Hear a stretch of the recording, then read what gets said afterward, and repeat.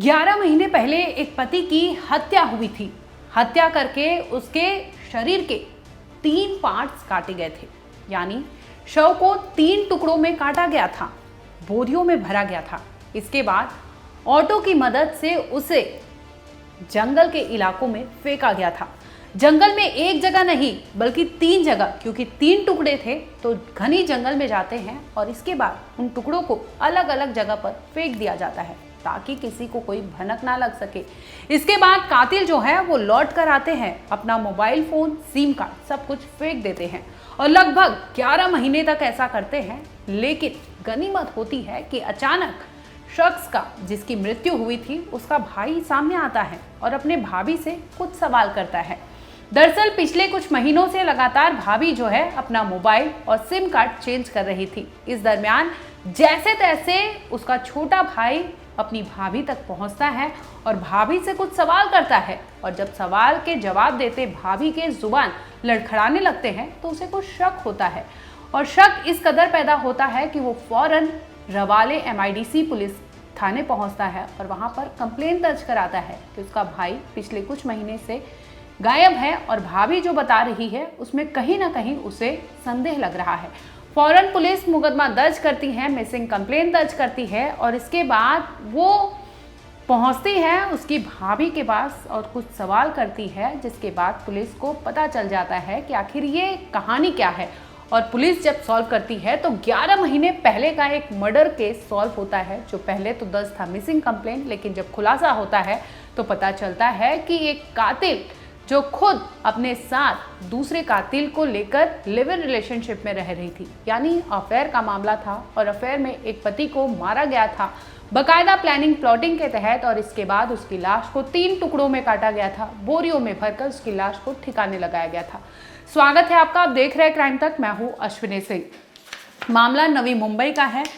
8 अगस्त, आपको पूरी वारदात की क्रोनोलॉजी समझाते हैं कि आखिर ये वारदात क्या थी। तो पहले 3 कैरेक्टर से रूबरू करवाते हैं।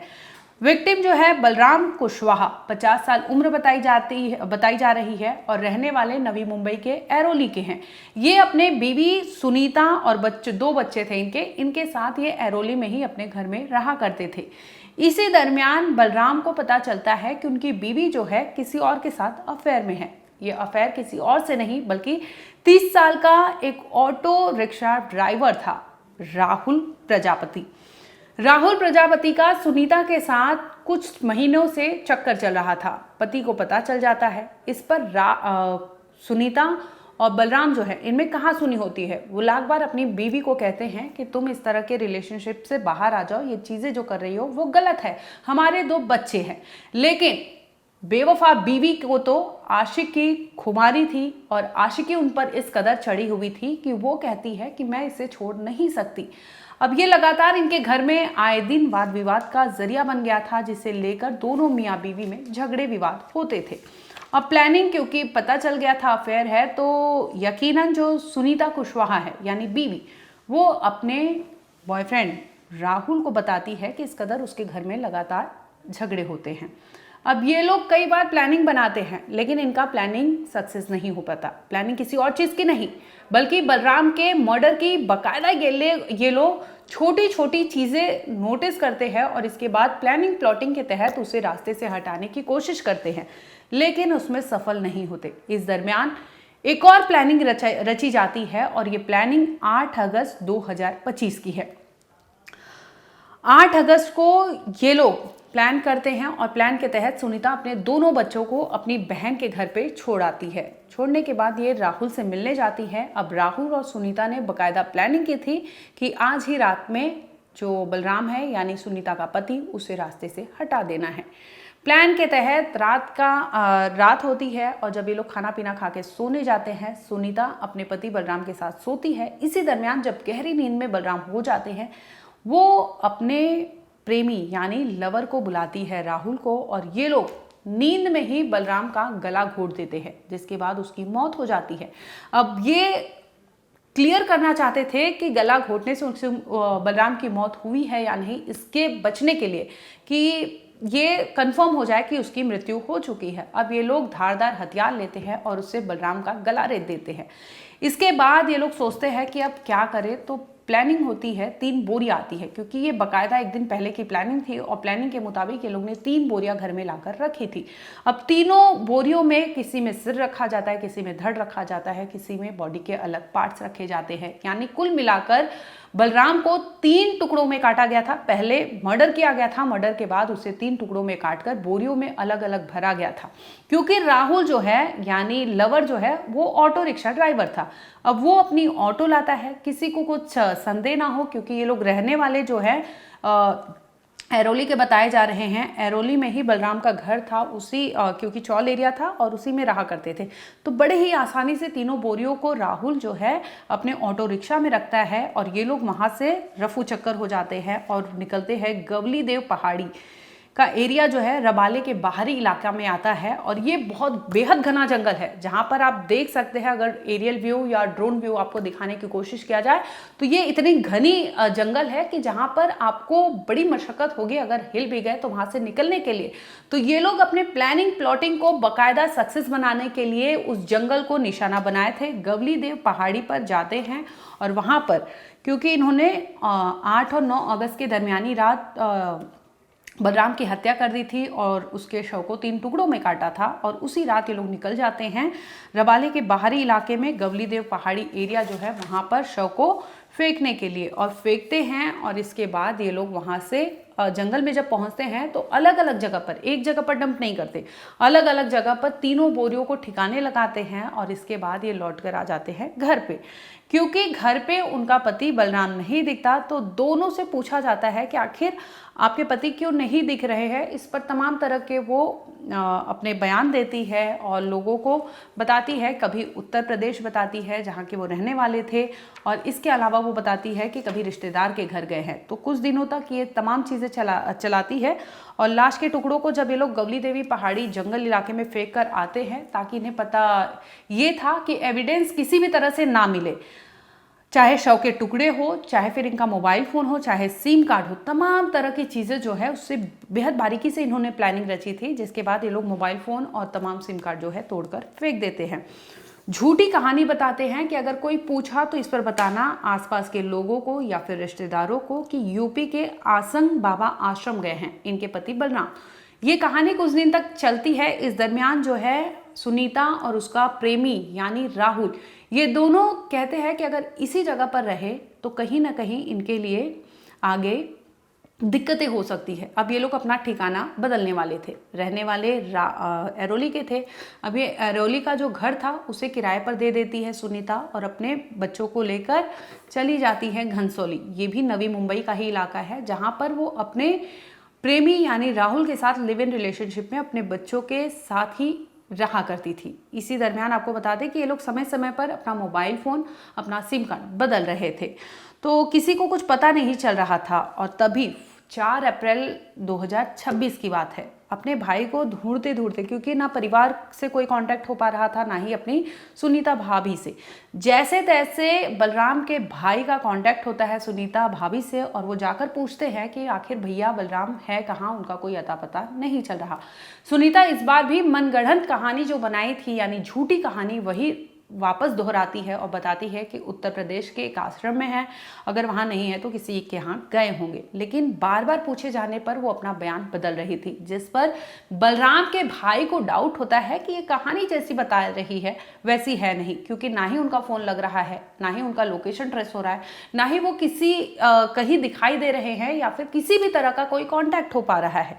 यही कड़ी जो है वो भाई को लगता है, और जिसके बाद वो पहुँच जाते हैं पुलिस कंप्लेन करने के लिए रबाले MIDC, और वहाँ पर बताते हैं पुलिस को कि उनकी भाभी सुनीता पर उन्हें शक है। फौरन पुलिस जो है मिसिंग कंप्लेन दर्ज कराती है और उसके बाद पूछती है पूरी कहानी। इस पर पता चलता है कि सुनीता और 2 बच्चे बलराम के हैं। अब पुलिस का पहला डाउट ये होता है कि अगर एक वाइफ का हस्बैंड मिसिंग है और एक 2 बच्चों के बाप मिसिंग है, तो ऐसे में कंप्लेन दर्ज कराने भाई आया है बजाय इसके कि बीवी। अब पुलिस को पहला ही शक की सुई जो घूमती है वो वाइफ पर घूमती है, और सुनीता को पुलिस पूछताछ के लिए बुलाती है। इसके पहले पुलिस सुनीता से मोबाइल नंबर खंगालती है, उसका मोबाइल डिटेल्स जो है CDR खंगालने की कोशिश करती है, क्योंकि पता था कि वो राहुल नाम के लड़के के साथ रह रही है। अब पुलिस दोनों के CDR खंगालती है तो पता चलता है कि हत्या के दरमियान और हत्या के बाद भी वो लगातार राहुल के संपर्क में थी। अब पुलिस की जो शक की सुई थी, कहीं ना कहीं वो 50% सच में साबित हो रहा था, जिसे लेकर अब पुलिस उससे सुनीता से कड़ाई से पूछताछ करती है। एक दो बार तो अपने बयान वो टाल मटोल करती है, लेकिन इसके बाद वो टूट पड़ती है और टूट जाती है। तो इसके बाद पूरी कहानी सुनाती है कि आखिर 8-9 अगस्त के दरमियानी रात क्या हुआ था, कैसे एक प्लानिंग की गई थी बलराम की हत्या की, और इस हत्या को अंजाम देने के बाद कैसे शव के टुकड़ों को ठिकाने लगाया था। तमाम तरह की चीज़ें वो बयां करती है और पुलिस फौरन मिसिंग कंप्लेंट को दर्ज कर लेती है मर्डर कंप्लेंट में। और इसके बाद उन्हें लेकर जैसे जैसे वो बताए थे कि कहाँ कुछ क्या हुआ था, पूरे क्राइम सीक्वेंस को वो कनेक्ट करने की कोशिश करती है और वो लाश के टुकड़े जहाँ गली देवी जंगल में फेंके गए थे वहाँ पर जाती है, क्योंकि बॉडी जो है वो 11 महीने पुरानी हो चुकी है। तो आप सोच सकते हैं कि डिकम्पोज्ड अवतार में कैसे क्या कुछ स्केलेटन मिला होगा, जिसे लेकर पुलिस आती है और फॉरेंसिक के लिए भेजती है। और इसके अलावा जो मुकदमा है वो दर्ज किया जाता है BNS की धारा 103 पार्ट 1 यानी मर्डर। दोनों ने मिलकर मर्डर को अंजाम दिया था, जिसके तहत ये मुकदमा दर्ज किया गया है। 238 सबूत मिटाना BNS की ये धाराएं हैं, जिसमें पुलिस ने साफ तौर पर 3 धाराओं में ये मुकदमा दर्ज किया है। 103 पार्ट 1 BNS की जो मर्डर के लिए दर्ज की गई है। 238 BNS की धारा जो है वो एविडेंस को मिटाने की, क्योंकि आपने एक कत्ल किया, कत्ल करने के बाद शव के टुकड़ों को ठिकाने लगाया ताकि किसी को कुछ पता ना चल सके, जिसे लेकर ये धाराएं दर्ज की गई है। इसके अलावा BNS की धारा 3 पार्ट 5 कॉमन इंटेंशन, आप लोगों का इंटेंशन कॉमन था, आपको पता है कि आप जो कर रहे हैं उसकी वजह, उसके परिणाम क्या हो सकते हैं और फिर भी आपने ये किया है, तो ये धाराएं जो है दर्ज की गई है। फिलहाल आपको बता दें कि राहुल जो है और इसके अलावा सुनीता, गर्लफ्रेंड बॉयफ्रेंड दोनों को पुलिस ने गिरफ्तार कर लिया है। और बच्चे जो है, जिस तरह से सुनीता ने प्लानिंग प्लॉटिंग के तहत अपने बच्चों को मौसी के घर भेजा था, तो उन्हें लेकर भी पुलिस अब पूछताछ कर रही है, क्योंकि सुनीता ने एक ऐसी सोची समझी साजिश के तहत अपने पति का मर्डर किया था और 11 महीने तक पुलिस समेत परिवार के लोगों को भी गुमराह करती रही है, जिसके तहत अब पुलिस इन दोनों को गिरफ्तार की है और दोनों से पूछताछ की जा रही है। दोनों को मजिस्ट्रेट के सामने पेश भी किया गया था, जिसके बाद इनकी 17 जुलाई तक पुलिस कस्टडी की रिमांड मिली हुई है। पुलिस हर पहलू से जांच कर रही है कि ये प्लानिंग प्लॉटिंग या फिर अफेयर किस तरह से कब तक हुआ था और क्या कुछ था। पूरी कहानी जो है अब पुलिस उस पर जांच पड़ताल कर रही है। इसको रहते तो 12-13 साल हो गए रहते, लेकिन रहती थी खाली, आज उस कुछ मतलब नहीं था। हम लोग रहते थे लेकिन बात भी नहीं करते थे। अच्छा, खाली जो आदमी लोग थे रिक्शे चलाते थे, जो बोल देता था उसी से बात करते थे। उनका न नशा विशा करता था, न दारू पीता था, न किसी से फालतू बात करता था। काम रहता था तो बात करते थे। क्या करते? अच्छा, इतने दिन आपको नहीं दिखे तो आपने उनके परिजनों से कभी पूछा कि वो कहाँ है, कहाँ गए? हाँ पूछा ना, उसकी बीवी से पूछे हम लोग, तुम्हारे पति कहाँ गए? तो वही बोला, पत्नी ही नहीं बोली कि नहीं मेरा पति गांव गया, घर बन रहा है। और फिर बोले 2 महीने बाद तो बोल रहा है कि नहीं आश्रम गए, आश्रम के बाद पता न कहाँ कहाँ गए। नवी मुंबई पुलिस आयुक्तालय में रबाड़े MIDC पुलिस स्टेशन में 24 अप्रैल 2026 मतलब आज से करीब 3-3.5 महीने पहले एक मिसिंग दाखिल हुई थी, जिसमें बलिराम सूर्यनाथ कुशवाहा एज 50 ईयर्स ये मिसिंग था। ये मिसिंग उनके भाई ने दाखिल की थी, तो पुलिस ने इस मिसिंग में इन्वेस्टिगेशन शुरू किया। इन्वेस्टिगेशन में ऐसा देखा गया कि ये जो मिसिंग उनके भाई ने दाखिल की थी, लेकिन उसके वाइफ ने दाखिल नहीं की थी। और इन्वेस्टिगेशन में ऐसा देखा गया कि वो 9 अगस्त 2025 से मिसिंग है। तो फिर इसके बारे में टेक्निकल एनालिसिस किया गया, स्पॉट पे घटनास्थल पे थोड़ा सा इंक्वायरी किया गया और उस आधार पे ऐसा देखा गया टेक्निकल एनालिसिस के आधार पर कि जो मिसिंग की वाइफ है ये एक आदमी के कांटेक्ट में है और उसका नाम राहुल प्रजापति है, जो रिक्शा चलाता है। फिर इन दोनों के पास हमने इंक्वायरी शुरू की। इस इंक्वायरी में हमें ये पता चला, उन्होंने कबूली भी दी कि जो मिसिंग पर्सन है उन्होंने 9 अगस्त 2025 8 अगस्त 2025 के रात को और 9 अगस्त 2025 के सुबह को मर्डर किया और उनके बॉडी के 3 पार्ट करके एक किसी जगह पे फेंक दी गए। तो इस आधार पर पुलिस रबाड़े MIDC में 263/2026 के तहत मर्डर का गुना दाखिल किया गया है। इन दोनों आरोपी एक्यूज्ड को अरेस्ट किया गया है। माननीय न्यायालय ने उनको 7 दिन की पुलिस कस्टडी दी गई है और पुलिस उनके पास अभी इन्वेस्टिगेशन शुरू है। नहीं, अभी ये इन्वेस्टिगेशन चालू है। जो इन्वेस्टिगेशन की बातें अभी नहीं बता सकता, लेकिन इन्वेस्टिगेशन शुरू है। हम लोग पूरी एविडेंस प्राप्त करने की कोशिश कर रहे हैं। नहीं, रबाड़े MIDC ने अच्छा काम किया है। ऑलरेडी मिसिंग 8 महीने के बाद रिपोर्ट हुई थी, लेकिन रबाड़े पुलिस ने अच्छा काम करके ये मर्डर का गुना ओपन किया है। अभी हम लोग इन्वेस्टिगेशन में ज्यादा से ज्यादा एविडेंस प्राप्त करने की कोशिश कर रहे हैं। उसकी हत्या हुई, उसके बच्चे उनके मौसी के घर गए थे।